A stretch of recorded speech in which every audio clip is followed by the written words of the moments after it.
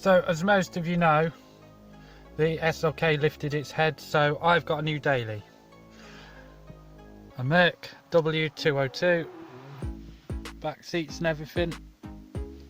Takes some getting used to after being in a two-seater, but hey ho, I've had lots of these before. Took the edge unit out because, well, the wiring behind there has been butchered, got to sort that. Yesterday I sorted the window issue where this will go so far back up and then stop. So that's all been sorted.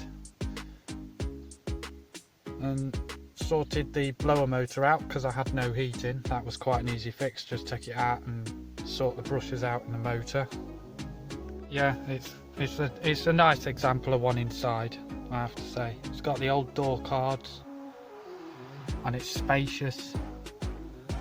Clean cluster up here, clean headliner. So yeah, it's a really good car. Got the old flip out key. This shifter might give you a clue as to what's under the bonnet, because it's a hydraulic box, no electronics in it. It's smooth as silk, honestly. Side, it's just the usual bits of rust, you know, on the wings.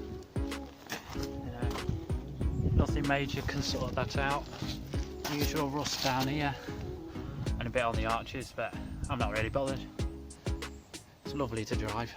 It's fairly clean. It's got the usual lack appeal, stuff like that. The bonnet needs repainting. The bonnet though, we have an M104. Really strong, powerful engine. Puts the CLK to shame, this does. It properly shifts. And they wedged it in. Like, there's that much gap at the firewall, and then there's like this much at the front. It's like they properly stuffed this in.